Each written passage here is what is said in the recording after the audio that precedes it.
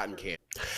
Hello, and welcome back to the On the Reel with Andrew podcast, where me and my revolving group of friends discuss any and everything in the world of film and TV. I'm your host, Andrew Washington, and joining me today for this very special Sundance 2025 recap, we have Piper. Say hello. Hey, glad to be back. And Korah. Hi. Hey. New friend of the podcast, good friend of mine, but we're glad to finally have you here. Happy to be here. I'm very glad to have both of you here to discuss the films that we saw at Sundance. We went to Sundance. Was that 2 weeks ago? That was last week. Yeah. Last weekend. Yeah. So much fun. So exhausting. I know. I saw 10 movies there, and then I watched 3 movies online and a series. What was your number, Korah? I think there I watched 10 films, and then I watched 1 online. Okay. 32 total. So I went math. Jesus Christ. And then 6 of those were online. Oh my god. So whatever that number is, 28. 28 in person, and then That's not right. 26. 26. Yeah. A shit ton. Yeah. Just that's how the math works. a shit ton. Mm-hmm. There were 10 in the package, and then however many extra. We had a whole system, y'all. We were dead ass. We were going. This was my 4th year in person, and it was my 6th year participating overall. There were the 2 virtual years. So I was on a mission this time. I was like, I started planning hella late. Like, I'm like, we're going, but we went and we did it, and we saw a lot of interesting movies. Yeah, very diverse selection. Yeah. We hit World Cinema. We hit documentary. We did. I think I watched more World Cinema dramatic films than any other category, and also more from that category this year than I have like any other year. Yeah, same. It was I feel like it really opened my mind, just because I like Macedonia. We saw a film from Macedonia. Who would have ever thought that would happen? But right. Same, I think I saw all but 2 that were in World Cinema Dramatic competition. So it was very exciting. And my friend who works for Sundance, I think he's in the marketing team, but he said World Cinema Dramatic really is that girl that this year. So yeah. I think we hit the mark. And I got to meet Daniel Kaluuya, who was on the jury for the World Cinema Dramatic. Should have been me. Oh my god! Wait, Corey, did you have a favorite category this year?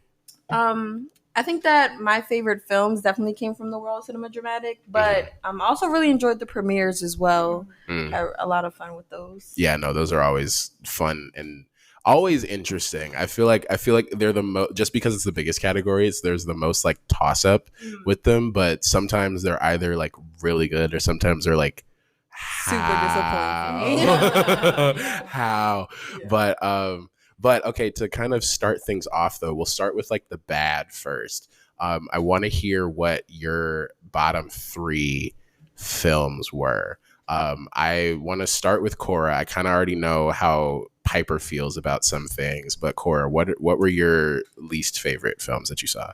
Yeah, so at the very bottom, unfortunately, was Love Brooklyn. Oh my God. Not the very bottom. No, yeah, she was the decided winner. It wasn't even close. She lost. Oh my God. The loser. Oh wow. The winner of the losers. I didn't love it. You didn't love Brooklyn, unfortunately. I didn't love Brooklyn. I felt like the plot lacked substance, and to me it felt a bit trivial and one-dimensional. There was the love triangle, which was cute. It was quirky. I enjoyed some characters more than others, and perhaps it's because he didn't end up with who I wanted him to towards the end, and I think that disappointment kind of was the icing on the cake of okay. Let's wrap this up. It wasn't my favorite. No. Yeah. And that's not to say that it was bad either. It just was underwhelming. It just moved you the least. Yeah. I feel you. I think, and also just for going forward, people listening. There will not be any spoilers. Love Brooklyn was not my least favorite. It's in the middle of the pack for me, but that's interesting that you say that's your least favorite. Okay, what are your other two? Other two are Kiss of the Spider Woman. Oh my God. Yeah, to be fair, I had very high expectations. I love musicals, and so the music was super important to me, that it was done well. I don't want to speak to who they casted, but who they casted, I felt underdelivered in J-Lo? I didn't know if I could. You can say that. J-Lo's in it. I mean, like things about the movie. Okay. You can say, but just like J-Lo. Everybody knows J-Lo's in it. Great. I just personally don't feel like J-Lo can sing. She's a pop star. Real. I would never take that away from her. I feel like she has a great voice for like commercial songs, like radio hits, but I think that when it comes to musicals, there's a certain level of like classical training. It's kind of a different skill set in terms of like your vocals that I feel like she just doesn't possess. And so that was a major disappointment for me. I was looking forward to the music. Otherwise, I thought the film was pretty decent. It was just the music being such an important aspect to me that falling short kind of soured the entire film for me. And then my other film that was also another disappointment was Opus, actually. Okay. I just felt it needed a B plot. It was as simple as that for me. I think the A plot was interesting and intriguing, but the film overall just felt empty, and it didn't feel like it capitalized fully on its stacked cast. Had a lot of major stars in it, great actors and actresses, and I don't feel like they were utilized to their greatest potential. Opus, for context, being the upcoming A24 movie with Ayo Edebiri and John Malkovich for some reason. Yeah, and John Malkovich and Ayo, who I really like. I'm a fan of John Malkovich, I have to say. He was cool in the film. I thought he did a great job. His performance was convincing. Ayo, I love her in everything she's in, which is also why I really wanted to love this film. But again, I feel like they weren't used to their fullest potential, especially Ayo. I think John Malkovich was done. It was good. He was done justice. Yeah. Okay. All right. That's not what I would have expected you to say for your bottom three, or at least Opus, especially, just because I was really I was not able to see Opus. Unfortunately, I had to leave before the first screening of it, and it wasn't online. Yeah. But that's interesting. Okay, Piper, what were your least favorites? Do I get to respond? Are we gonna later? You can feel free to respond. If there's like, stuff that overlaps, then like, chop up. But if you want to respond, go ahead and respond. Okay, Kiss the Spider Woman, I feel like it was what Amelia Perez thought it was. Like, I feel like it really hit on like trans issues in a better way, or at least like gender non-conforming issues, because it's not like explicitly trans. Right. I do get what you're saying about J-Lo. Like, she had like a blonde wig on at one point and like a black wig on at one point, and I feel like that was the extent of her range. But for Opus, like, I think it was really fun. I don't know what people were expecting from it necessarily, but I really hope that it makes my Irish queen Ayo like just a bigger star. I heard recently people were like, she's just from The Bear, and it's like, she and Bottoms, but Bottoms. Shout out to Bottoms. Much range, and this wasn't and Peter Can and Inside Out too. Everything. This just wasn't a purely comedic role, and that's what I really liked about it. I liked it a lot. I feel like the stacked cast, I feel like it was pretty utilized. I wish there'd been more Juliette Lewis, because that's why I was seated. She was fun for what she was there for, and I liked. Cut this in a spoiler, but I liked the musical aspect of a lot of the Sundance films, because a lot of them had songs, like original songs, and I'm like, drop the album, please. And so Opus being one of those, like that one song. You're right. Opus had some pretty good. Yeah, no, I've heard that Opus has music in it, because I know it's listed online as a musical. Oh, yeah, okay. So, like, which I didn't know. I famously for context, like to know as little as possible about a movie before seeing it. Yes. That will come up again. But for like someone in the audience was like, Opus is a musical, and I was like, okay, I guess so. Yeah. Real. Okay, what were your bottom three? Yeah, so my bottom three, first off, we're going with this movie called April. It's a little movie from Georgia. I think it premiered at AFI Fest in the US, so this wasn't even like a Sundance premiere. It was in the Spotlight category. Yeah. It's about abortion access, and everything you can look up about it happens in like the first 5 minutes. That's what I didn't really like. It was just really slow. I felt like it didn't really successfully say anything, but it had a really powerful like abortion scene that I think should be seen, and it was produced by Luca Guadagnino. So oh wow, good for him. But, I remember you walking out of that, or we didn't see that movie together, but we both saw movies that we were not fans of. We were like, this is a great start to and Sundance. we were like, we both just turned to each other at the movie that we met up after, and we just shook our head. We were like, no, and like tuned into the next movie. So that's not the winner of the bat. That's like that's number 3 of bottom 3. Okay. Number 2 is Bubble and Squeak, which is controversial because both of you I know really this was one of the 3 movies that all of us saw together. Love Brooklyn being one of the other ones, and another one we will talk about later. But okay. I just personally that kind of surreal humor really doesn't land with me necessarily. My Letterboxd review was like, this felt like it was written in Mad Libs, because it felt like you're with like your camp friends and you're trying to figure out what the stupidest script you can write. Yeah. And you have kind of the skeleton. It's like, okay, this couple is in a country and they've banned vegetable, and then your friend goes cabbage, and it's like, okay, cabbage. And so then everything just kind of went from there. It had some fun moments. It just didn't hit emotionally to me at all, and I didn't feel connected to the characters. I was just kind of like, all right, that was a movie I saw. It reminded me a lot of Sasquatch Sunset, which I saw last year. That was something that I equated it to as well. Yeah. But I was a fan of, I wouldn't say big fan of Bubble and Squeak. I did not like Sasquatch Sunset. There's a record on the podcast of me saying that I don't like that movie. But I think Bubble and Squeak like fits into the same category of movies that Sasquatch Sunset does. It's definitely better. I just think it does it way better, and I was tickled. The joke, the one joke of the movie being like, you know, they're smuggling cabbages again in the plot, like in the plot description, got a lot of mileage for me.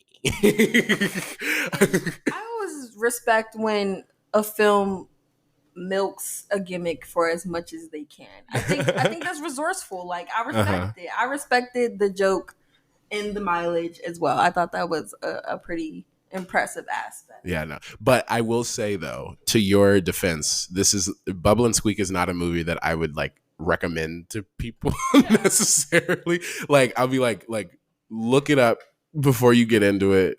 If it's like, it might not be for you. Like, it's definitely not a movie that's going to be for everybody, like in any way, shape, or form. So I completely understand you not liking it.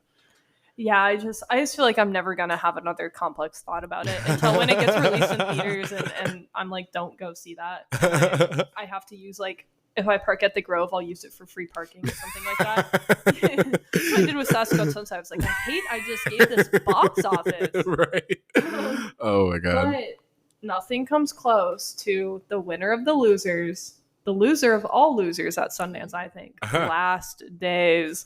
Oh my god. The visionary director that brought you Fast Five and Star Trek Beyond comes Justin Last Lin. Days. Yeah, which is a movie about the based off a true story that you can look up. I forget what the guy said. I think it's like Josh Allen Chow.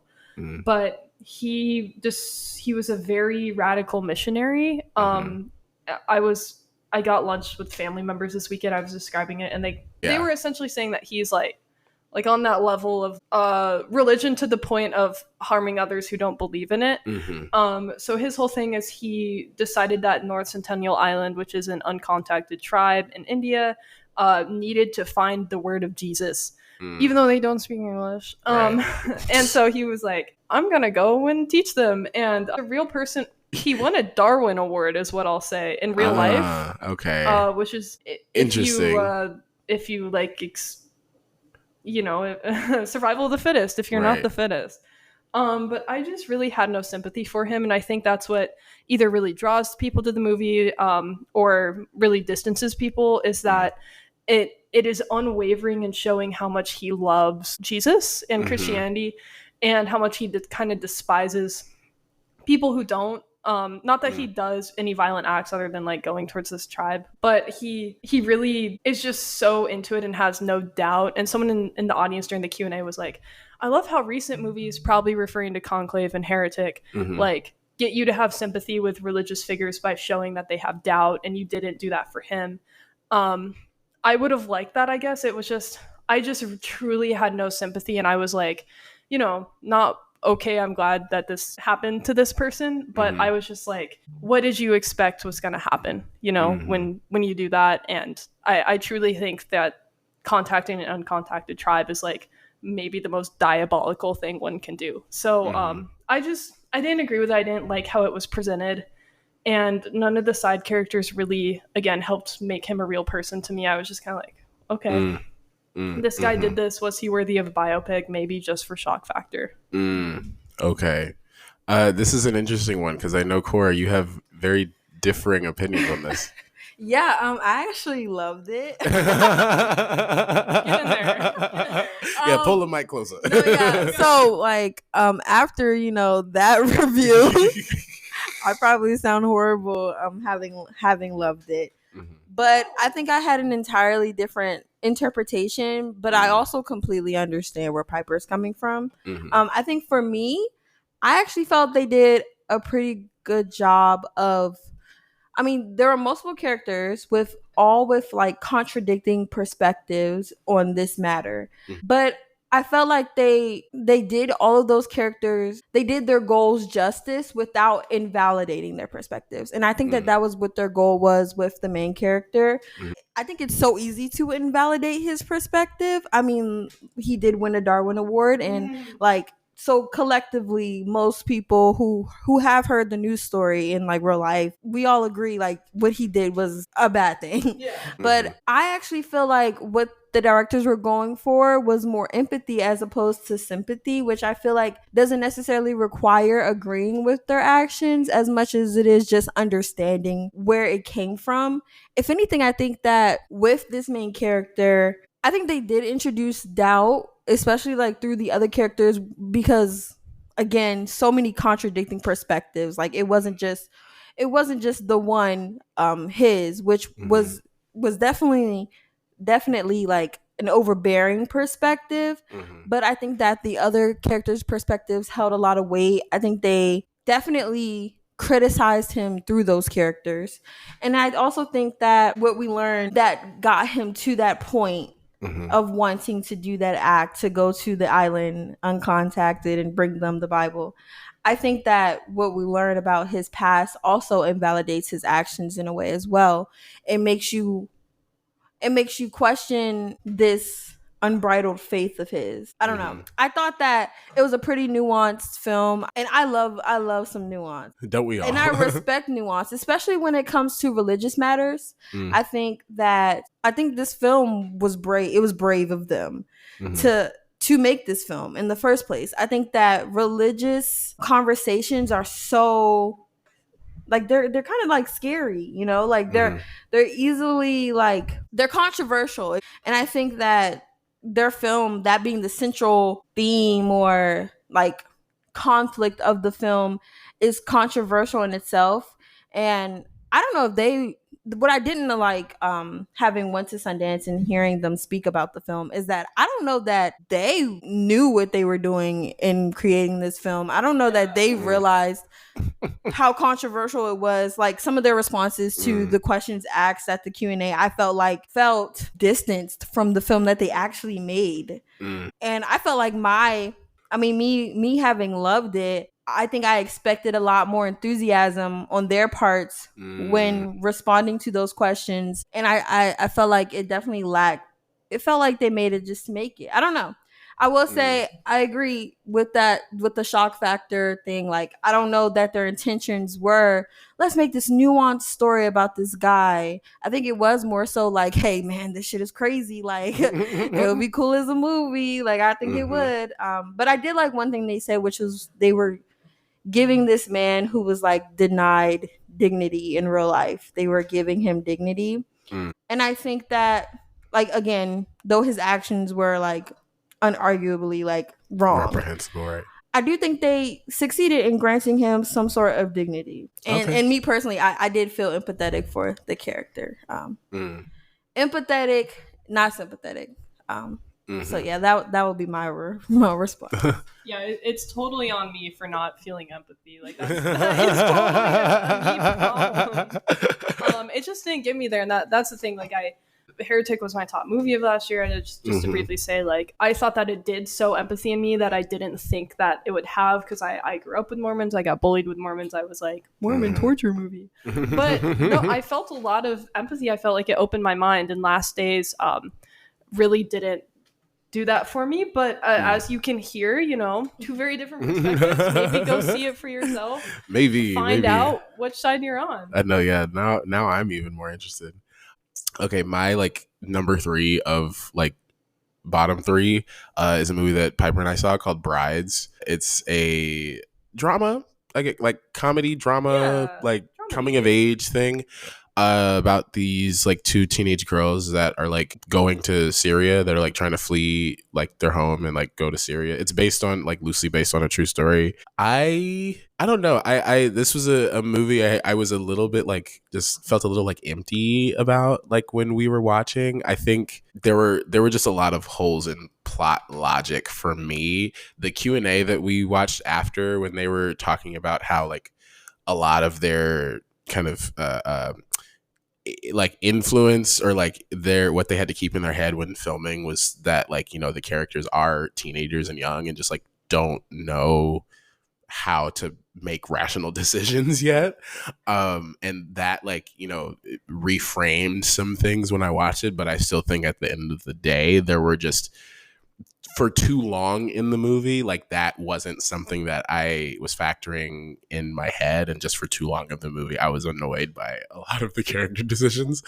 And the script, I just feel like, is a bit too slight. It's very intentionally like vague about like character motivations and stuff, which I think can work, and does work in this movie, but it didn't work for me until we sat and listened to the Q&A, which I think is a little part of it, I guess, is a problem of me, I guess, for not engaging enough when I was watching it. But also I feel like the film wasn't trying to engage me in that way. So I heard from a lot of or overheard people talking about at Sundance who said the exact same thing as you. Like, you needed to go in with the context of this phenomenon, right? Which I think is a very British phenomenon, that right. These girls were kind of de-immigrating, and going back to Syria, which would accept them as Muslim.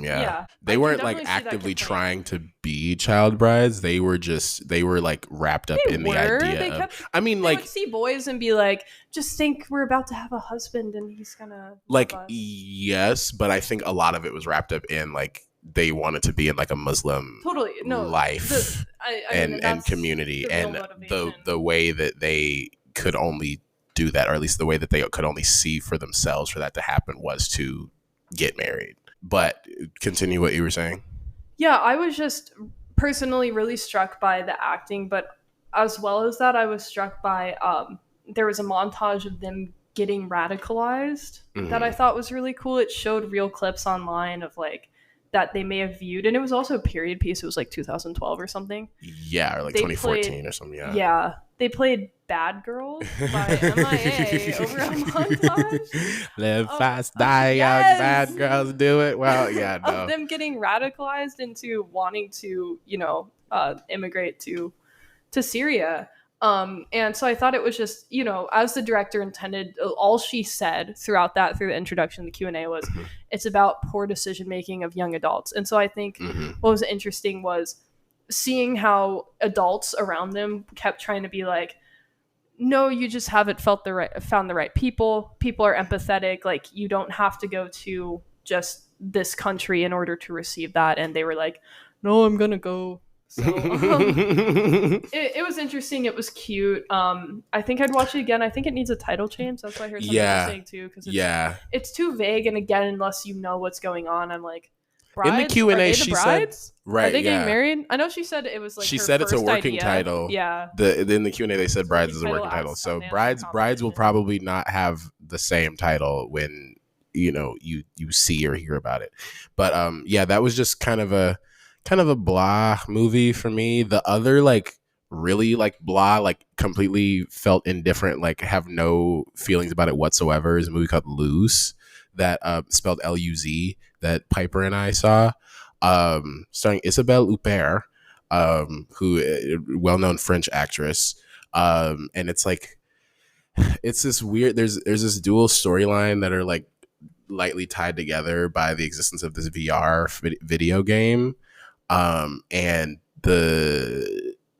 they ultimately like bear no weight with each other, and I don't think the story ultimately comes to anything. Like, it just felt like 90 minutes of stuff happening, and there not being much intention or feeling or motivation behind a lot of it. Like, I think both of us walked out like with absolutely nothing on our minds about it. Yeah, like, we didn't even talk that much about it afterward. Talked this much about it. Like it very, very like middle of the road movie, like absolute nothing burger, but still not as bad as a movie called Jimpa, which I hesitate to say that Jimpa is a bad movie because it is a very queer movie, and that's something that I do appreciate about it. And like, I'm always like trying to ride for my gay movies and my black movies, but this movie's just not it. It's by Sophie Hyde, who did a movie called Good Luck to You, Leo Grand, that premiered virtually at Sundance a couple of years ago, that I watched and saw and enjoyed. It's really good, I think. It's on Hulu. It is on Hulu. And so I was excited for that movie, also for the reason that this stars Olivia Colman and John Lithgow. And I love both of them for separate reasons. Third Rock from the Sun is like one of my favorite TV shows. And it seemed like it had potential. It's about Olivia Colman and her non-binary child, and specifically the bond between her non-binary child and her father, played by John Lithgow, who is gay. His character is gay. And it's like about the tensions between like the new gays and the old gays. But because of that, there are, most of the first half is scenes of the child sitting with John Lithgow and all of his old gay friends and like explaining what new sexual terms are. And that there's so much of the movie is that, and so much of it just doesn't seem like anything that a real human would say or do. Like it just didn't feel like real at all. And then there's a very strong tone shift the last like 40 minutes that just doesn't work for me. It's too long. I was bored. I was, like I said, this was the first movie. This was the other movie that I saw when Piper saw April. And I was very let down. I didn't even stay for the Q&A, partly because I was running late for my other movie, but no part of me wanted to stay for the Q&A, which is, I think, a problem in and of itself. So very unfortunate that was a movie that I didn't like, because it was something that I thought that I would have loved. But yeah, so those are my least favorites: Brides, Luz, and Jimpa. I wanna move to like stuff that we all kind of individually saw, or like stuff that none of the rest of us have seen. If there's anything you want to mention, Korah, there were a few that I know you saw. Yeah, so I'll start with Oh Hi. I actually really enjoyed it. It didn't make my top 3, but it was up there for sure. That has Molly Gordon and Logan Lerman. This was I really wanted to see this one. And they're both so hot. And like, let's start there. Like, both of them. That's like, really good to know. Like, looked great. That's really good to know. I thought it was really fun. I don't typically enjoy romantic comedies, but I think that this one felt like a satirical version of a romantic comedy, satire on the romantic comedy genre itself. Okay. There were a lot of moments where I thought it would take a turn to more of a thriller. But it didn't, or I'll let you decide that for yourself. I personally didn't feel it went thriller enough. I think that they could have took it further in that direction, and I think that if they had, then maybe it would have been my top 3. However, I felt like the story they told was very funny, super relatable. Like, not really, but like, I love I'm Just a Girl films, and I felt like Molly Gordon's character was such a girl. Like, I felt seen. Sort of kind of how I felt about Bubble and Squeak. I didn't really chime in on that conversation, but I felt similar I'm Just a Girl vibes. Okay. With that film as well. So yeah, Ohio was really fun for me. Real. I like I said, I was really excited to hear about and see that one. We were trying really hard to get into the premiere for that. Yeah, it felt very light, which I appreciated. It was like it was, Palm Springs vibe. Have you seen Palm Springs? I haven't seen Palm Springs, but I heard it. Okay, because that was a Sundance comedy, and it was like that same. I mean, not same, but it had that same energy to me when I was like hearing about it. Yeah, I actually heard it being compared to that very film, like in the theater. Oh wow! Okay. Or right after we had finished the screening. Okay, that's good to know because I love that movie. Yeah. So you definitely, if you like Palm Springs, I think you would like Ohio. Though I've never seen Palm Springs. If Ricky is in your top 3, don't mention it now. Okay. Yeah, so then just talk about, is Ricky's in your top 3? Yeah. Okay, is Reigns Over Babel in your top 3? No. So okay, talk about Reigns Over Babel, yeah. Okay. So then another film that I saw on my own was Reigns Over Babel, and I want to preface this by saying that I did enjoy the film. Okay. Because I fear that like with my next comments might sound otherwise. But I thought once again it was a very fun film. It has like a whole hell gimmick going on, or I mean, the biblical reference, Reigns Over Babel, Tower of Babel, there's that happening throughout the entire film. As I said it earlier, I love when a film can milk a gimmick for like all that it's got. I mean, hell has a lot to offer, you know? Like, let's really get into it. Yeah. And I think they did a great job of doing that. Like, it was super intriguing. And I think what's also interesting about the film, and I definitely felt this when watching it, is that it's made with like theater actors. None of them had acted on screen before. So it felt very This was in the next category? This was in the next category, yes. Okay. It felt very theater-like. I actually think that if the director, I think her name was Gala? I can look this up. And at the end of the screening, there was a drag show that was also amazing. Oh my god! Yes, with one of the that would have made it my favorite movie. I would have been like, "Fuck the movie." I'd been like, "This is absolutely amazing." No, there was a drag show with one of the central characters doing the performance. Gala del Sol. Yes. She did an amazing job. A twist on Dante's Inferno. So you know what's also interesting about that is someone asked her that in the Q&A, and she said that wasn't their intentions. It just sort of came out that way, which I respect that as well. Like, but I respect that this was like a very original idea for them. And even with it being reminiscent of Dante's Inferno, I think it definitely, it's its own product for sure. I think my complaints about the film would just be that a lot of aspects felt cheap. These are independent films, and so I understand that there are financial restrictions, and I think that they did the best with what they had. So that's not to take away from their performances or anything like that, or the execution of. I think they did the best with that they could, but I think that part of the reason why it felt so theater-like was that it did feel like like one of those, like, you know, like Tyler Perry's, like, you know how he used to do the plays and then he would film them. It felt like I was watching that. Okay. So it just felt like the production value felt very like recorded play as opposed to like cinema. Okay. But I also think that seated me in a different, I think it gave the entire film a different context. So yeah, I thought that film was pretty fun. I thought that the plot was well written, a little kooky at moments. Like you could tell they were having a lot of fun with it, but I don't think that was a bad thing. And it was in the next category, so I think I was expecting kooky. So it delivered. Yeah. Real. Piper, there's like quite a few that you saw. If there's a couple that you want to mention. Round. I saw most semi-recently Omaha, which got a lot of buzz. It had this one screening where they let in no ticket holders, allegedly. Yes, you told me about this.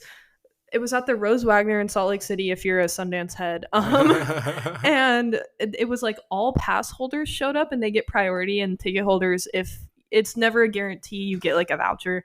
And they turned away apparently like 150 ticket holders. And this is a huge theater too. It's a big theater, yeah. Yeah. And people were pissed. And so we saw this movie the next day called Folktales. Good movie. I don't know what more we have to say about that. Yeah. Documentary. It was cute. We cried to go see it. Yeah, shout out. But when I was in line for that, people were about to riot. They were like, we didn't see Omaha. We're gatekeeping Omaha. Omaha was really beautiful. I thought it was very well acted. It had a plot twist at the end that really got me, and it was it's based off a real life phenomenon, kind of like Brides, that you don't find out about until the end, which I thought was really cool. Definitely, like, I would say, if that sounds like it's of interest to you, family drama road movie, go see it. I saw If I Had Legs, I'd Kick You, which is a new A24 movie produced by a Safdie brother, which is a big no for me. Famously, my least favorite movie ever is Uncut Gems. But it's about a mother, and what I liked about it is that it's a mother of a chronically ill daughter, and what I did like about it is that it doesn't show the daughter. It's just close-ups of the mother, and like any other character, of course, is shown, but they never show the daughter. So I thought it was cool to have kind of everything from her really voice acted, because it's really like, this kid is annoying. Like, I get how this would grate on her and how it's influencing her decisions to be maybe not the best mother in the world. But you just don't see the kid to add any sort of sympathy or empathy, as we keep bringing up, to the child.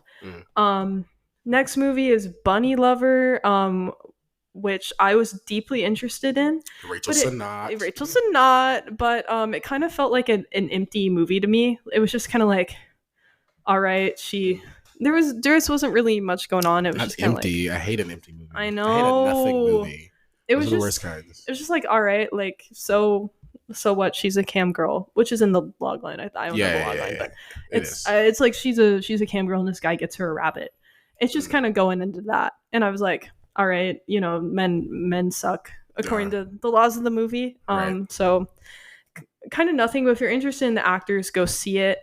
East of Wall was in the next category. I think it won the prize for the next category, the audience award. Yeah. It was a docu-fiction film, which was really interesting. I love those movies. So the two main actors, which is a mother and daughter, are not professional actors, and it's a story based on their lives. Basically, it's this woman who, after the passing of her husband, she takes in a lot of kids in this rural area of, I think it's like South Dakota, something like that. And they have a horse ranch, and she kind of like anyone whose parents can't take care of their kids, like she's like, I will feed every mouth, and we'll just hang out with the horses and do that. So it was really beautiful. Quite interesting. I really hope it lands on a streamer of some sort, because I think a lot of people would benefit from it and cry from it. Real. Sunfish, I was interested in because someone from our school did production design on it. Oh, wow. Which was really cool. And it was actually based off a UCLA thesis. So what it is, it's like 4 vignettes. And because it's called Sunfish and other stories on Green Lake. Yeah. So Sunfish is the first of 4.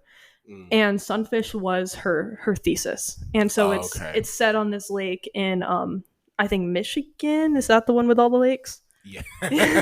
Yes. Yeah. So it's one of the many lakes there. Okay. And it was just it was cute. The stories were very, very loosely connected. It's like at one point it's like someone throws a newspaper with the headline that leads into the next story. Oh, okay. So I recommended it. It was really cute. Really well acting. There's like a Whiplash sequence. One of the stories is like Whiplash Jr. Oh my God. I saw were you rushing or were you dragging? Pretty much. I saw Rebuilding with Josh O'Connor. How was that? Disappointing. Damn. It was just okay. I saw this at 8 a.m. after I'd seen Touch Me. Lurker until 2 a.m. So you can imagine how that was for me. Right. But it was just like a bit of a nothing. I mean, it was really sweet, especially with the context of the LA wildfires, because it's about a man who loses his house in a fire. This is, I'm sure in the logline, this is the inciting incident. Yeah. And it's just rebuilding. Yeah, it's rebuilding. It's just about how he finds community with the other survivors. Right. And they kind of work to figure it out. And they're getting hassle from the state because they're like, yeah, these fire. It's literally what's happening in LA with everything. So pretty moving, very, very Sundance movie, very Western, which was interesting. Josh O'Connor screams royalty to me. He screams British. He doesn't scream cowboy, but they tried. And that's what was interesting is like no one was American in it.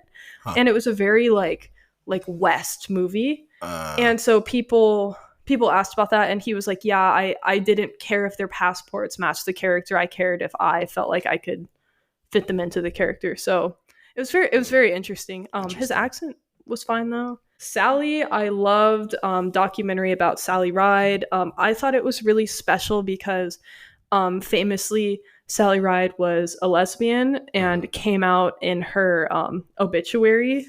She gave her life partner permission to come out after keeping it a secret their whole lives. And so it was beautiful because the documentarian's primary interview was with her partner.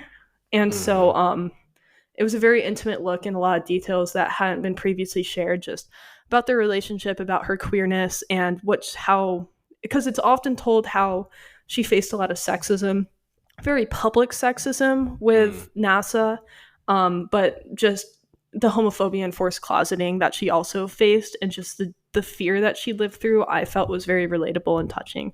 That will be on Disney Plus eventually. It's Nat Geo. Real. Great archive footage as well. The Librarians, also very moving documentary. It's about book banning in Texas. They make direct comparisons from Nazi Germany to Texas, which I thought was very powerful to have. They have like a match cut shot where it's a book burning then, and it kind of looks like it just gets colorized, and then they pull back and say Texas 2022, and I was like, oh, like that. And they kind of got me with that one. I hear they had like increased security for those screenings because of that. But it really shed a light on how apparently there's Republican groups buying up school board seats, trying to control the school board in Texas, like this huge conspiracy. Yeah. It was deeply interesting. I don't think in this day and age it will ever get distributed beyond like PBS, maybe. So, I mean, I hope it does. I hope people really go out of their way to see it because it's powerful and topical. But yeah, we'll see. I got a couple more to run through. I got 4 more to speed run. Deaf President Now, documentary about Gallaudet, which is the only deaf university I think in the world. Like Deaf U, like the yeah, show? yeah. Okay, yeah. Yeah, so it's and Switched at Birth, if you're familiar. It's yes, like they have some stuff with that. Okay, real. Yeah, so it's kind of like the board of trustees, like the president of the administration for it. There had historically never been a deaf person, and they were facing a lot of ableism in terms of like, oh, we don't see that a deaf person could hold this position. And so the student body like rioted and locked down the school. And so it was again just a moving portrait of that and rebellion. They focused on 4 students who were kind of the like rights leaders during that period. I thought it was well put together. Alumni also worked on that one. Yes. The version of Quarry Lake I really liked, which was it's from Argentina, What was interesting is it's a very gory kind of horror thriller movie. It's based off of gothic short stories that are kind of gothic coming of age female stories from the early 2000s, set during apparently a period of hardship for Argentina that I'm not too familiar with. But what's interesting about it, so it was in World Cinema Dramatic, and everyone around there was prepared for something akin to anything else we're gonna mention, Sauna, DJ Ahmet, you know, like it's a normal story from another country. They weren't prepared for a Beyond Fest like genre film. Right. So people were like, Jesus, oh my God. And it's like, this was the premiere. The director and all the producers were in the room. I was like, what if we were respectful, perhaps? And it was really good. Also, it was one very high on my list. It sounds interesting. I highly, highly recommend it. It kind of gave Jennifer's body. Oh. If that's intriguing. The next thing, the last and final thing to mention is By Design, which was in the next category. You really wanted to see. I kicked and screamed to get into this. Oh my God. Because we're like 40 minutes in, I gotta say it. Yellow Jackets, great show. Season 3 coming out a week from when this podcast episode drops. Which everyone should watch if they have it. But Juliette Lewis is perhaps no longer on the show so that she can pursue little indie movies. She'd made like 3 indie movies so far, including Opus. But this one she starred in, she played a chair. So it's like her consciousness was a chair. And then the consciousness of Juliette Lewis's character was inside the chair. It was like Freaky Friday, but with a chair. It very weird, getting a ton of buzz. It was like one of the ones that was like always sold out online. Yeah, I guess I recommend when it comes out. It's very quirky if you're into that. And I guess that's it for me, other than what we saw and... Yeah, other than what we saw. Yeah. I think the only thing that I saw that y'all have not seen that hasn't been mentioned yet was the episodic series, Hal and Harper. I did not catch a screening of this in person, but the online screenings of Hal and Harper had all of the episodes of the season attached. The in-person screenings only screened the first 4 episodes, but I turned it on. It was like 4.5 hours worth of shit. And you were seated. And I was seated, and I had to take a break to go to class at around episode 4 or 5. But this show is absolutely amazing. I'm a fan of Cooper Raiff. I don't know if y'all have seen Shithouse or Cha-Cha Real Smooth. Huge fan.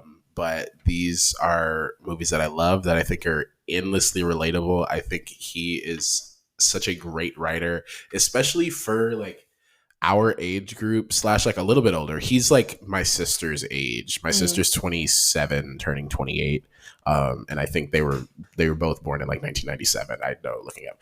But Shithouse is about like a college freshman and is like really accurate to like the freshman year experience. Cha-Cha Real Smooth is a rom-com, which Korah, I know you're not a fan of rom-coms, but a really sweet movie. Jasmine Sullivan is on the soundtrack. I remember telling you. I know her from that. As you should. Yeah.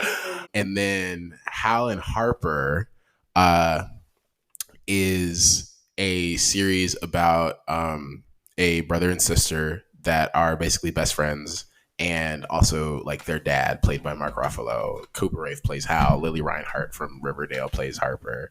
And they're like I said, they're all best friends, but they're all like just too close to each other, and it's like they kind of have to realize that they can live without each other. Like they still need each other, but they also need to let go some. The other gimmick about the show is that Cooper Raiff and Lily Reinhart play themselves when they're in 1st and 3rd grade. So like they're like in classrooms with like, you know, a bunch of 1st graders and 3rd graders and stuff. But Cooper Raiff plays a very believable 1st grader. Surprisingly, he's like huge. He's like 6'7", maybe not that tall, but he's like really tall. But he like, for some reason, just I felt like he was embodying like the spirit of a 7-year-old very well. He was acting 7 very well. But regardless of that, so good, so sweet, so funny. I was crying at the end, which is hard for me to cry at TV shows. I don't cry at much overall. I will cry at a movie, but shows, it's like I've cried at Shameless and that's it. So for me to be crying at the end of this, I was like, oh my goodness, because there's a match cut at the end. I can't explain it because it's a spoiler, but I oh my goodness. Yeah, so check out Hal and Harper whenever it drops on streaming. I am not sure who's going to buy it, where it's going to go. Apple TV bought Cha-Cha Real Smooth So I don't know if Apple's going to pick up Helen Harper as well. They should. It's Gorgeous is Sweet. I would recommend Helen Harper. Can we talk about Touch Me real quick? Oh, yes. Touch Me, you both saw. Is Touch Me on one of your favorites, Korah, or no? Okay. I want to hear about Touch Me, though, because Touch Me was on my list that I could not see. Yeah. So Touch Me, like, you sent me when we were planning, and you were like, go see this. Yeah. And I was like, I'm minorly interested. It has someone from Criminal Minds, which I used to watch in it. Oh. And I was like, I was interested in that. But she's in a very minor role, literally a cameo, which was funny. So we're leaving the previous movie. I forget what we saw before that. We saw Together, which got bought by Neon. It did. Also a good movie, but we're in the security line again. I like to know nothing about movies. And the guy said, "Are you here for the Alien movie?" Aliens are on my nope list of things I do not go see movies about, especially at midnight. And I was like, the what? So I look up a little plot summary to make sure that like this wouldn't be too scary for me. And I see this headline from Variety for the review. It says, "Touch Me. Alien throuple movie has tentacle sex, dancing." And I was like, I will stay in line for this. Actually, every word of that sounds intriguing. Throuple, it's like Challengers if it was like fucked up. Oh my god. Yeah, I mean it's literally live action hentai. Go see it if you're into that. I was like, wasn't sure if Korah was gonna like it. I'm so glad you did. How did you feel, Korah? I was like, she's gonna think I'm a freak if she doesn't like this, and I love it. No, yeah, I actually think that Challengers, but aliens was the perfect description. I thought, again, it was just very fun, and I could tell that the writer-director had a lot of fun writing it, which I don't know. I just have a respect for those sort of projects. I think it didn't take itself too seriously, which honestly, when I heard aliens, I think alien movies take themselves too seriously way too often. And I don't enjoy those kinds of movies, not even because I'm scared, but just simply because like like this is ridiculous. Like what are we doing here? Right. No, yeah. But I think this film didn't take itself too seriously, and I think it was satirical in that sense.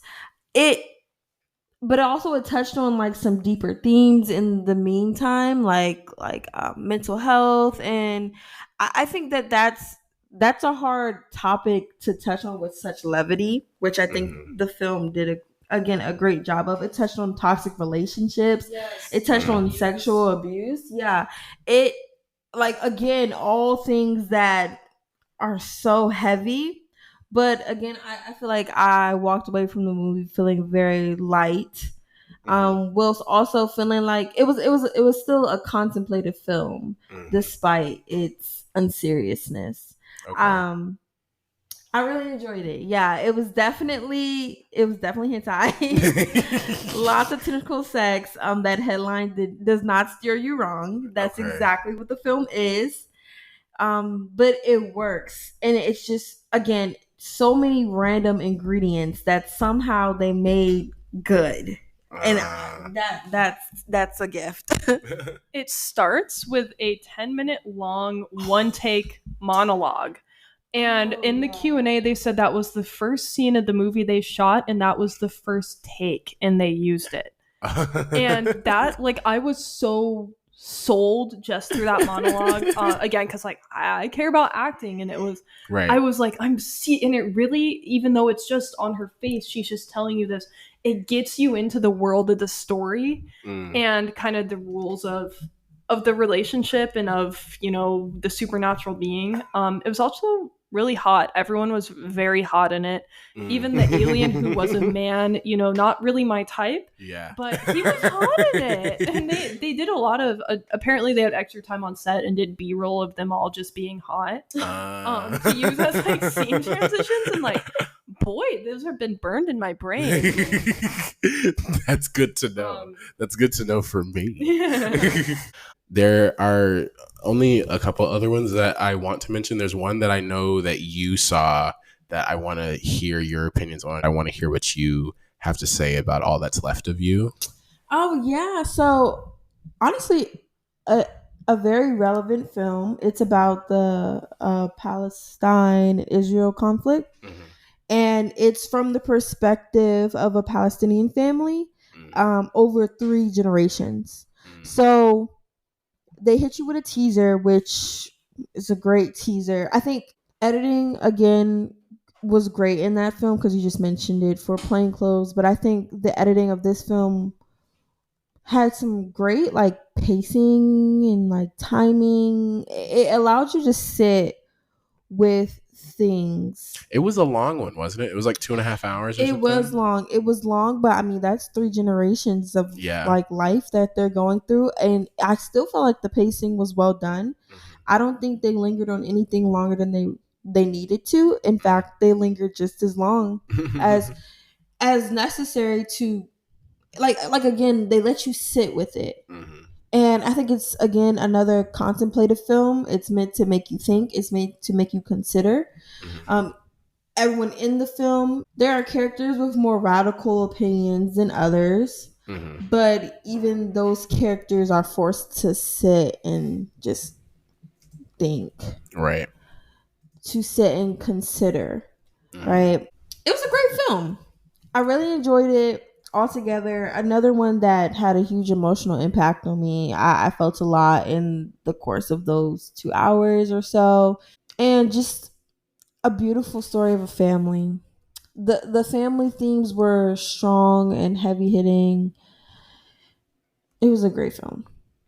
Yeah, that's good. The director of that movie did this movie called Amrika, I believe. It's the same director that I had to watch in one of my classes. That was also a big movie at Sundance when it came out.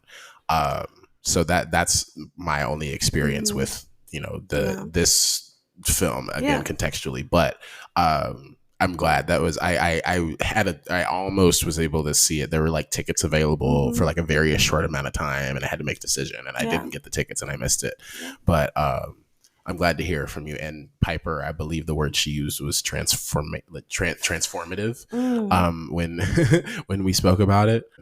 There are 3 other films that I saw that I want to mention. Sorry Baby is the movie that won the screenwriting award, the same one that A Real Pain won last year, and that screenplay is now nominated for Best Original Screenplay. I liked Sorry Baby. It wasn't my favorite that I saw, but I think it's a really good screenplay. I was at the end of it, it's because the final scene in particular I thought was gorgeous, and I was like, the screenwriting award was very deserved. It is an overall kind of a slight movie, not in terms of the like, depth of the subject matter, but it's not a movie where there's a lot happening. It's very dialogue driven, but and it's kind of non-linear as well, and it's told in chapters, but like the way that information is kind of parceled out to you, I think is very interesting, and it hits in a very hard way. It is about abortion in ways that's just a big aspect that comes up, but I think it's handled very tastefully. It's a comedy of sort. It's a comedy drama. It's more just like a funny drama. But I just thought that was a very heartfelt movie, and also well written. So I was glad to see that won the screenwriting award. The movie that won the directing award in the World Cinema Dramatic category, The Things You Kill, was another movie that Piper and I saw together. I actually liked it quite a bit. At the end of it, the first thing that I thought was that it was very well directed. And I looked up and noticed that it was the director's 3rd feature, which is not common for Sundance. Sundance is a lot of first features, like first and second. But so for this to be his 3rd feature, it felt like a film from a much more not accomplished, but just seasoned director, or just like someone that had been through it before. Cause it's a movie that's very trippy in a way that I didn't expect. But it is handled very like tastefully and well. And I think, and they represent, it's trippy in like a filmic way. And I think that is what makes it very interesting. It's kind of like I saw a news headline that it said the director likened it to like David Lynch meets Kiarostami, who's like an Iranian, I believe, filmmaker, which I've seen one Kiarostami film and I've seen a few David Lynch films. I kind of see that, but I see Kiarostami more, but it's like Kiarostami if Kiarostami made like Fight Club. It's a good movie. It made my brain think. I like the way that it made me think. Not just the fact that it made me think, but the way that it was making me rack my brain. I was enjoying. And then lastly, a movie, the second movie that I saw at the festival, DJ Ahmet, which I think won something. I think the audience award for World Dramatic. Yes. Very, very sweet movie, very cute movie. It was the second movie that I saw. So my thoughts on it are a lot looser. Piper really liked it, and I think she liked it a lot more than I did. Not that I didn't like it, but about this boy, and like, you know, he has tensions with his dad because they like run a sheep farm, but like, you know, the boy likes this girl, and she wants to be a dancer, but like, you know, her dad won't let her, and like, you know, it's one of those kinds of movies. It's a very like, you know, family drama, like coming of age kind of thing, but just very sweet. The main character's little brother, there's a lot of scenes with like him and his little brother because their relationship is very central to the story. But his little brother, I was like, he needs to be protected at all costs. Like, I need, like, someone needs to wrap a shield around Naeem was the character's name. I was like, someone needs to wrap a shield around him. Like, he needs to be like protect. Like, oh my god, so cute. We also got to meet the director and the main boy who plays DJ. He's a teenager in real life, but we ran into them at the coffee shop. Oh, wow. And, you know, just told them, we were like, we saw your movie, it's really good. I want to do our top threes. I want to hear your favorites of the festival. Okay, let's start with Piper. Yeah, so my top three, I would say, thinking about it, my third was actually documentary. André is an Idiot is produced by A24, not distributed by them though. And it's a comedic documentary about a man dying from cancer. Love.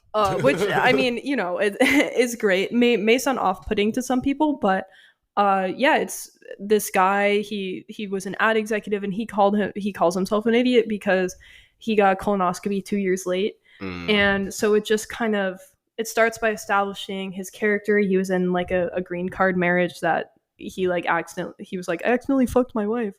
And because they weren't supposed to like actually like each other. And that was his wife forever, which is, and so that they use that to establish that's who he is as a person. So the whole thing is him making light of the situation, just making jokes in general, pitching funny ideas. I really can't explain just how fucking funny this documentary is. And it really showed who he was, his family, his friends, everything. And what's sad is it shows the last 3 years of his life. So you really watch him decay, which it's hard to watch, but he keeps such a humor and just keeps everyone laughing the whole time. His wife and kids were at Sundance. I got to watch it with his wife. His kids weren't at my screening, but she said that it was really touching just introducing people to him, being able to still introduce people to her husband, and how it was really helping like her and her kids heal from it. So it was really beautiful. I hope it comes out. I think that it will resonate with a lot of people. As like a chronic illness haver myself, which is not cancer, but it's still like, I feel like there's some humor that you can only have when you find out that you're gonna die in a certain time frame, and he really embodied that, I thought. So it's very touching. I'm glad I met him. I would say my second favorite is Lurker. Which is Archie. How do you pronounce his last name? I think it's Madekwe, but I recently heard Madekwe at work. So but could be either. King from Saltburn. More importantly, Gran Turismo. Oh, yes. Yeah, but this also like shockingly a musical. This is in the plot description, but he plays like an up and coming artist, kind of pop star, kind of rapper.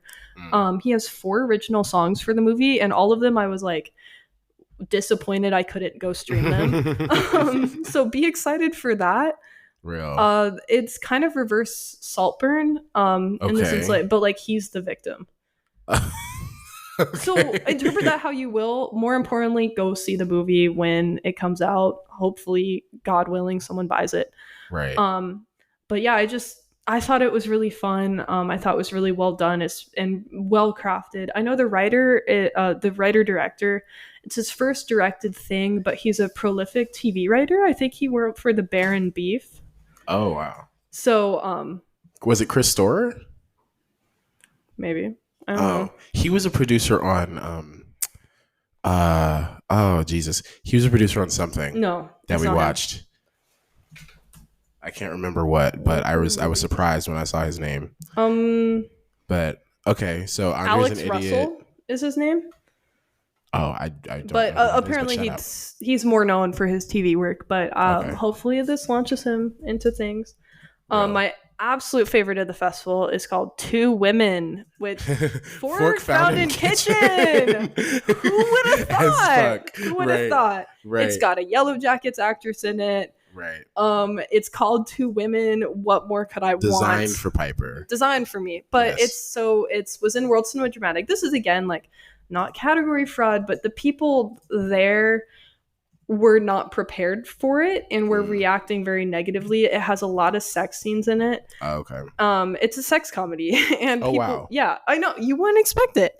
And people were like, what the fuck? What the fuck? And I was like, no, it was great. Everyone was hot in it. It really portrayed how easy and perhaps pathetic men are. And just how cool women are. So very made for me. Hopefully it comes out somewhere cool and people can go see it. But this made me think a lot about like my relationship with relationships. So I did some thinking in between the laughs, which I think is that's important. Good. That's really that's what you need.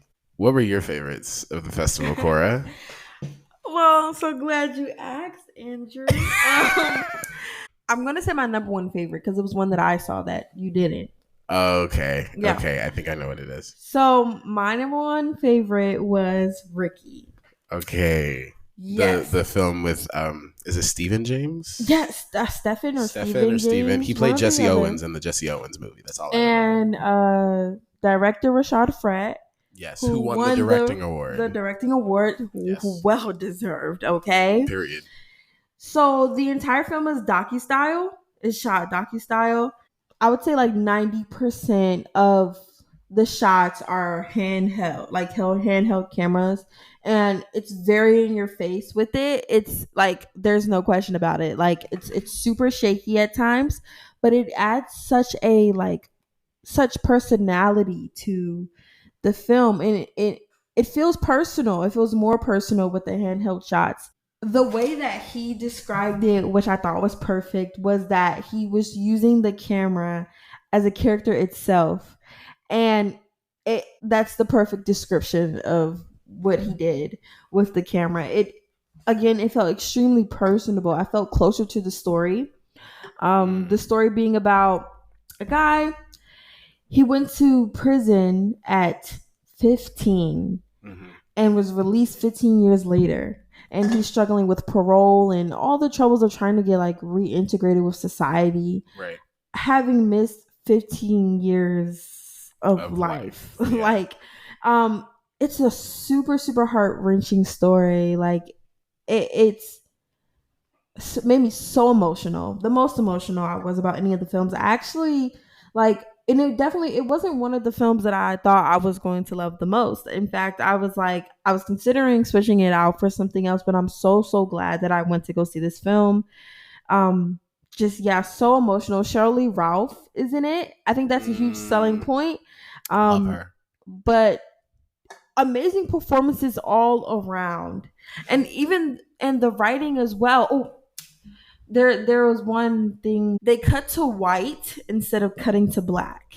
I didn't even realize they did that. Then someone raised their hand and asked, like, "Hey, I noticed you did this." And when I tell you, my jaw freaking dropped a second time because like they really ate, y'all. Like you have to see the film. It's a story of redemption, and so Cutting to White is just so powerful. Has so much meaning in it. Again, I really enjoyed how they use like the more technical aspects of film to tell the story. And it really only just it married together so well together with the script and the plot and the characters and the performances, even the soundtrack. Just it's very beautiful, and they told the story with such finesse and such respect to people who like genuinely go through, who are genuinely in those scenarios. So I thought it was great. Okay. No, we love. Ricky was on my another one that was on. I mean, everything that was available to see at the festival was like on my list at some point or another. But no, yeah, okay. I'm glad you really liked Ricky. What else? Atropia. This is the one other movie that all three of us have seen. I mean, I'm so curious. We watched this one together. We did. Tell me your thoughts first. I thought it was amazing. I gave it 5 stars in my letterbox. I was going back and forth between a 4.5 and 5, and I just gave it the 5. I think for me, I love like absurdity in films, and this film felt very, again, super satirical, like an absurd like comedy that worked really well for me.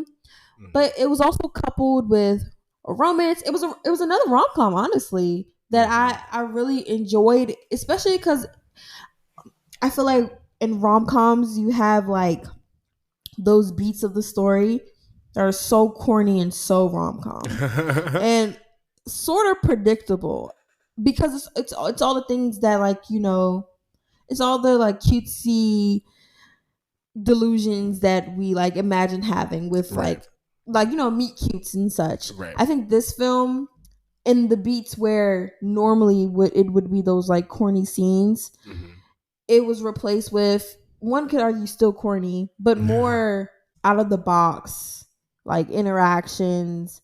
It didn't feel like a delusion. It felt a lot more realistic. It felt like it had the humanness.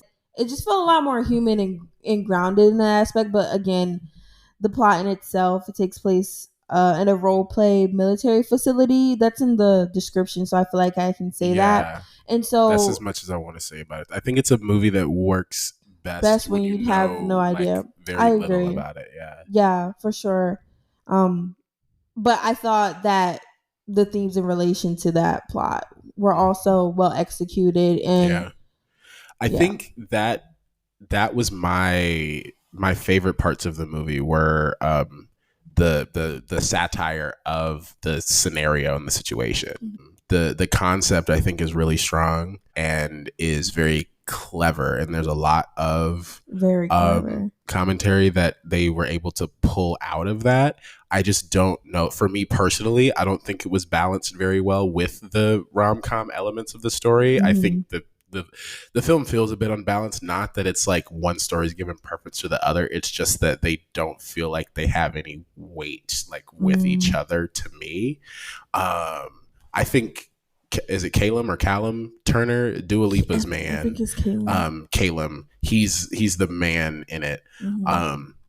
He's really hot. Oh, for sure. Actually, my heart just broke when you just informed me that that's Dua Lipa's man. I thought he was my man. No. Like, whoa. He's really hot, and I think I was getting a lot out of the movie, like, you know, watching him, and I think that the two of them had chemistry, not the best chemistry, but it wasn't like, you know, watching, you know, two rocks talk to each other.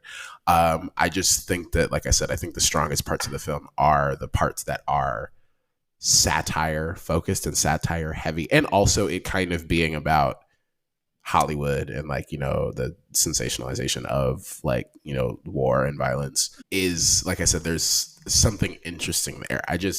I just had some issues with it. It was like in the middle of my pack, but it won the grand jury prize. Like it won the big award. Yeah. At Sundance. So I understand being on the side of you. Yeah, Atropia. No, yeah, I really enjoyed it. I thought I think the best description was it's very clever, super witty. And as a writer, I think I enjoyed that aspect of the writing for sure. Okay, and then your third. I think I have a feeling what your other favorite is because we might have talked about it already. Yeah, my other favorite was Last Days. Okay, real. So we've already mentioned it. I've done my rambling. Last Days spiel, but shout out to Last Days. Shout out to Last Days. No, we love. My favorite like number one movie was Sly Lives, the Questlove documentary about Sly Stone of Sly and the Family Stone, the music group from the late 60s and early 70s that the song like Ordinary People or Everyday People, sorry, not Ordinary People. This is John Legend.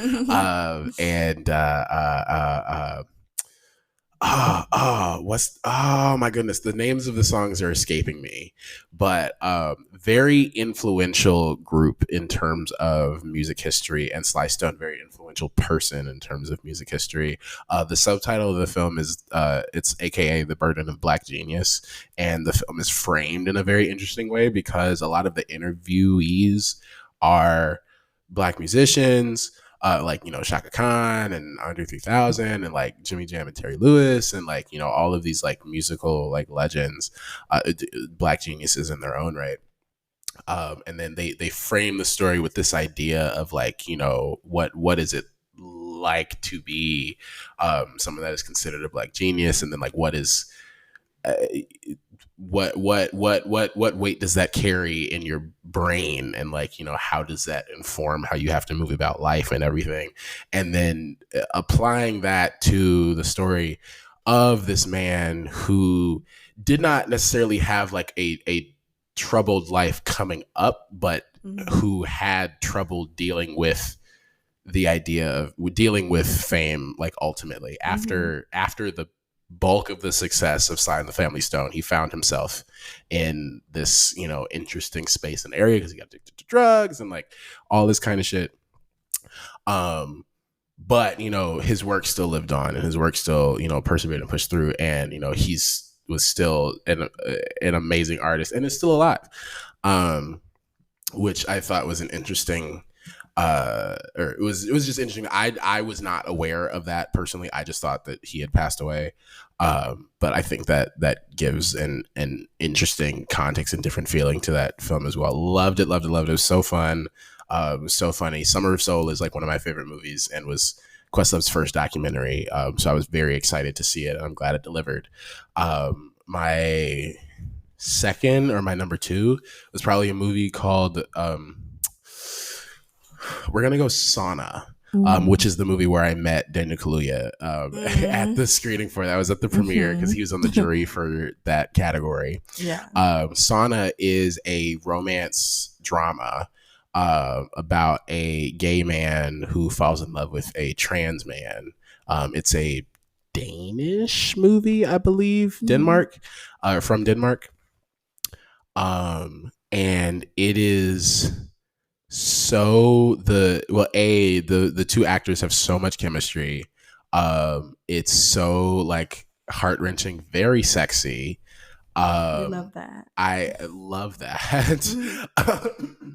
And the main actor, the guy who plays Johan, I don't know his name, and I don't know how to pronounce his name now that I'm looking at it, but the main actor who plays Johan is so, oh my god, like unbelievable. Like I was watching it, I was like, oh my, I was like biting my fingernail like the whole time. I was like, oh my god. But no, I just think that, and it gets into so many issues about like the prejudices against trans men in the gay community, and like, you know, vice versa. And I think that is a very interesting aspect and kind of window into the community that I think is something that needs to be like opened up. And my Letterboxd review was literally like, wake the tea up. Like, we need to like talk about this because some of y'all are like just as bad. Like, do better. But no, I thought that movie was so good. It was the last movie that I saw before I left. But yeah, that one was really strong. Sauna was really good. And then my other favorite movie was another gay movie, but it was in the U.S. dramatic competition called Plainclothes with Tom Blythe from the most recent Hunger Games prequel. And was the Ballad of Songbirds and Snakes, the one with Rachel Zegler. Yep. And Russell Tovey, I'm not sure. He's British. He was in a show called Looking. He's also in this movie called The Pass, amongst other things.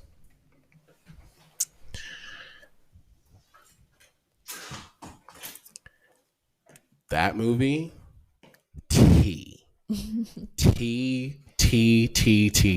Oh my goodness, the entire third act, my jaw was on the floor.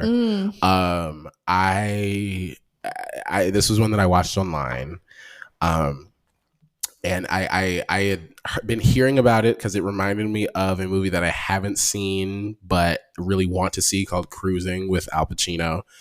Similar storyline. It's about a Plainclothes is about a cop who has to goes undercover to basically catch gay people. This is in the 80s or I think the 90s, and to catch gay people and arrest them for indecent exposure. Basically what happened to George Michael. I don't know if you are familiar with George Michael's story, but basically he would go to cruising spots, or the cop in the movie, but what happened to George Michael, he'd go to cruising spots, and then when someone would expose himself to him, and then he would arrest them, but that George Michael got arrested for under the same circumstance. Regardless, anyway, but the thing about Plainclothes is the cop falls in love with one of the guys that he's trying to catch. That's the setup and story of the movie. I was gagged. Like I said, it's tea. The entire third act is tea. It's also edited in a very interesting and fun way, I think. There was something that was keeping me from giving it the full 5 stars.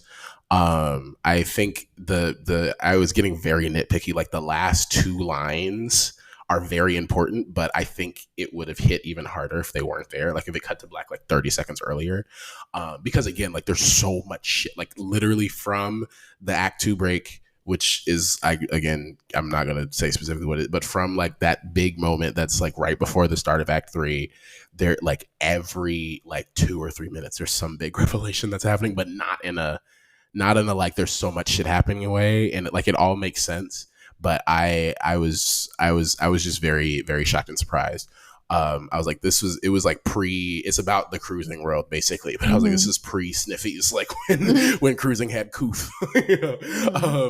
But no, yeah, I thought that was really, really strong. And also the recorded Q&A that they had, the director shouted out Looking, which Russell Tovey is in it, but I was just period, because looking is a good ass show, everybody, audience. But yeah, so those were my top 3 that I saw. But no, yeah, I think that's everything. I don't think there's anything else that you've seen that we haven't touched on. Nope. And Piper touched on everything that she saw. So yeah, that's our Sundance conversation. Yay. Very a lot of movies to talk about. So hopefully everybody heard something that they found interesting or thought might have been interesting. Again, no spoilers, and be on the lookout for everything that is coming out soon. I think more recently, I think Opus is coming out either end of February or beginning of March. Yeah. Together is the only thing we talked very briefly about. Together, the Alison Brie DeFranco movie. I don't think we mentioned Together at all. You and Piper mentioned it very briefly. Do you want to say a couple words? I do want to say a couple words because it deserves that. It was great. I think Alison Brie and Dave Franco belong together. Dave Franco made another appearance in another film that I thought he was great in, and this performance was a complete 180 in terms of character. You talking about Babel and Squeak? Because he was in Babel and Squeak. So hot in that movie also. Hot. Just hot.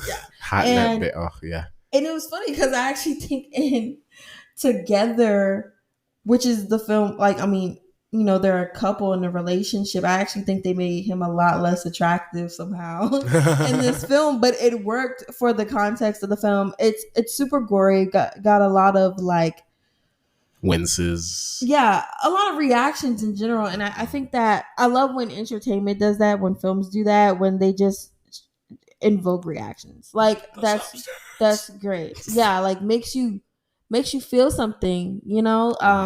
Kind of. Yeah, I think that the story in itself, like, I don't think the plot it's not, like, we spoke about a lot of films with a lot of like deeper themes. This film, I don't want to call it unserious, but just definitely not the same depth in terms of like significance, like, and importance, and like, and that's fine. Controversy, yeah, which is absolutely fine. I think for what it is, it did really well. Again, their chemistry was amazing. It made me think I know how they are in like real life, and I'm sure that I don't, and I'm sure, but they did amazing together. Like it was great. They did amazing together. Together. What? No, yeah, and honestly, I don't know what I was expecting when I first saw it, like teased, like read the synopsis, but it takes it there. It commits, and I respect that as well.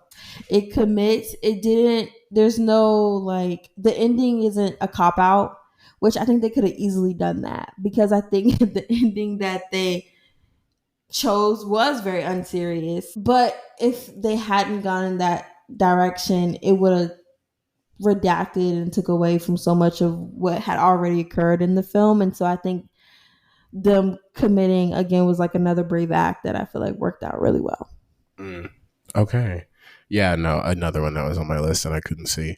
Okay, well, I think that officially wraps up our Sundance 2025 conversation. Yeah, a lot of movies, a lot of stuff that we saw. Keep an eye out for the stuff that looked interesting or sounded interesting to you. The podcast will be back in a couple of weeks. If you want to follow me or the podcast, you can follow me on Instagram at OTR with Andrew.